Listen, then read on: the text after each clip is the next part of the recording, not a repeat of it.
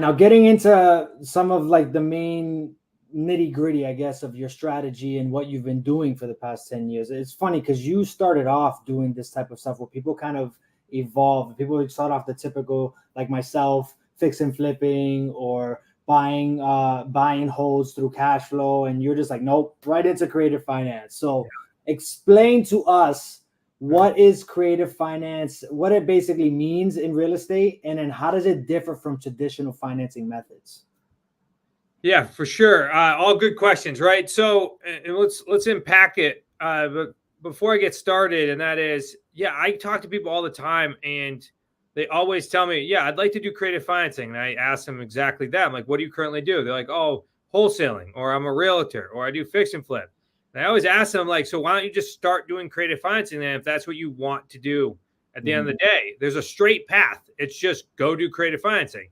And most people just have this I guess naive, or I would say the word ignorant, right? Fact that they have to do all these other things. And the truth is they don't. See, I was lucky enough in this world that I was so naive that I thought real estate investing was creative financing. Like that's what I knew. I didn't do a single fix and flip before I started.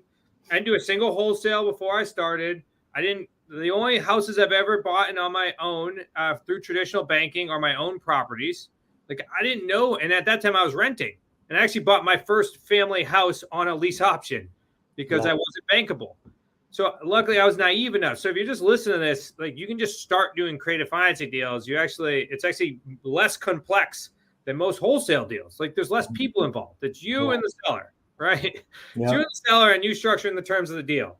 And if you're doing a lease option, it's like you're not even dealing with a closing at all either. You're just controlling the property. So but yeah, as we kind of navigate into this, there's a couple different ways in which we buy on creative financing, or on terms, depending on your age group, right? If you're like 40 and 50, it's buying on terms. If you're like 30 and 20, it's buying on creative financing. Just the old school gentlemen's like Ron LeGrand, everything was terms, and nowadays everything's creative financing. Yeah. So the main strategies are we have lease options, which are basically just controlling an asset without ownership. Just I agree to take over any and all responsibilities. I agree to lock in your equity today at a certain price point. I agree to make all of your payments, manage everything, and then at some point in time, I agree to cash you out. And then with the intent to sublease. Okay, also known as rent to own. Yeah, so when I buy, I usually say lease purchase. It sounds more official to a seller. It sounds more concrete. When I sell, I usually sell on rent to own because that's just the language that's always been there.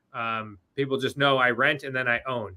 With a seller, I'm like, I am purchasing your property. I'm just using this lease purchase agreement to go ahead and structure that deal. And in both instances, it's the same documentation.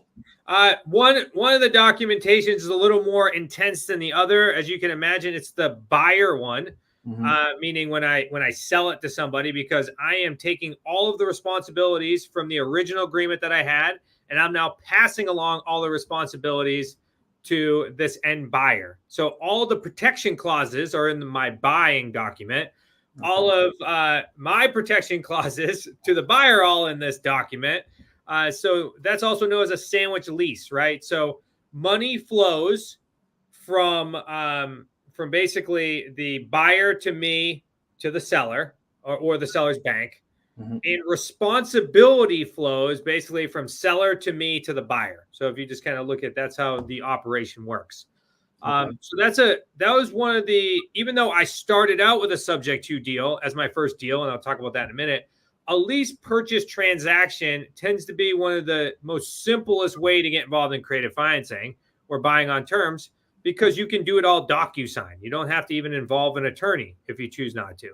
The one major piece that you need to have in place in this structure is called a notice of option, or a memorandum of real estate, depending upon where you are in the country or what state. And all that simple document is a notarized document that allows you to file a lien against the seller's property to ensure that they don't go sell it to their uncle while you're under agreement, while you have a tenant buyer in the house. Got it. So that's a lease purchase strategy.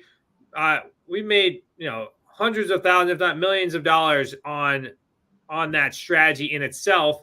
But no, like that is I want to call it like a beginner strategy in a way, because you're still dealing with active income. You don't have a lot of tax benefits associated with lease purchases. So know that you are going to get taxed a lot heavier on that because you have no ownership. You're just controlling the asset.